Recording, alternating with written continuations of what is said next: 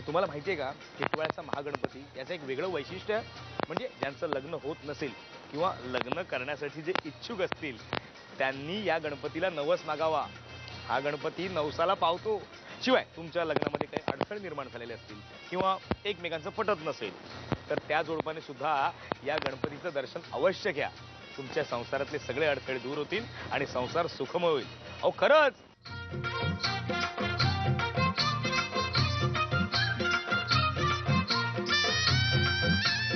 टिटवाळ्याच्या गणपतीचं वैशिष्ट्य तुम्हाला माहितीच आहे. मगाशी सांगितलं तुम्हाला लग्न होण्यासाठी लग्न जमवण्यासाठी इकडे दर्शनाला येतात.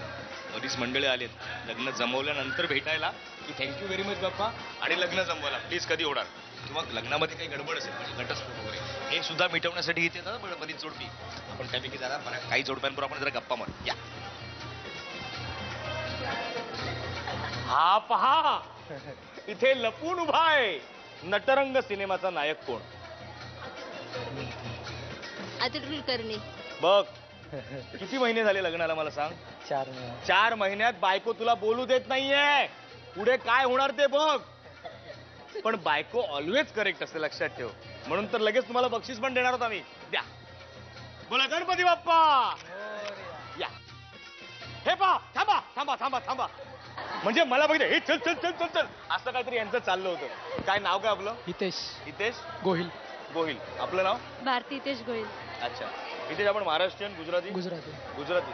बरं एक प्रश्न विचारतो उत्तर चांगलं दिलं चांगल्या म्हणण्यापेक्षा उत्तर बरोबर दिलं बक्षीस. गणेश चतुर्थीला बरं कोणीच सांगायचं नाहीये. गणेश चतुर्थीला गणपती बाप्पाला कशाचा नैवेद्य दाखवतात? मोदक. मोदक. मोदक. मोठ्याने दोघांनी एकत्र बोला. मोदक. मोदक. बघा वेगवेगळं नाही बोलायचं एकत्र बोलायचं. 1 2 3 मोदक. मोदक. मोदक म्हटलेलं आहे त्यांनी. मोदक म्हटलेलं आहे आणि उत्तर बरोबर आहे. हे तुमचं बक्षीस. गणपती बाप्पा. गणपती बाप्पाची ही मूर्ती 3.5 ते 4 फूट उंचीच्या या ओट्यावर विराजमान झालेली आहे. त्यामुळे गणपती बाप्पाचं दर्शन अगदी सभा मंडपात बसूनही आरामात लिहिल्या होतं. इतकंच काय तर मंदिराची जी गॅलरी आहे तिथूनही गणपती बाप्पांचं दर्शन अगदी व्यवस्थित होतं. त्यामुळे खूप वेळ बसून गणपती बाप्पांकडे बघत आपापले प्रॉब्लेम सांगत त्यांच्याशी गप्पा मारत खूप छान वाटतं मनाला.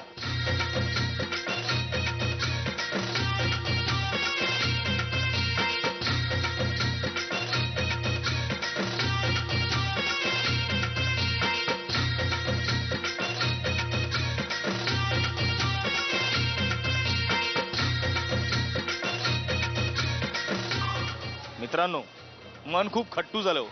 गेले 10 दिवस गणेशोत्सव आपण उत्साहाने आणि फार आनंदाने साजरा करत होतो. पण आता गणपती बाप्पांना निरोप द्यायची वेळ आली हो. मन खूप वाईट वाटतंय खूप वाईट वाटतंय. पण वाईट वाटून कसं झाले कारण गणपती बाप्पा जर यावर्षी गेले नाहीत तर पुढच्या वर्षी आपण त्यांच्या स्वागताची जल्लोषात तयारी कशी करणार होय की नाही. आणि म्हणूनच झी मराठी आणि टाटा नॅनो प्रस्तुत बोल बाप्पाच्या टीमतर्फे तुम्हा सर्वांना हार्दिक शुभेच्छा. पुन्हा भेटूया याच कार्यक्रमामध्ये. तोपर्यंत गणपती बाप्पा मोरया. पुढच्या वर्षी लवकर या.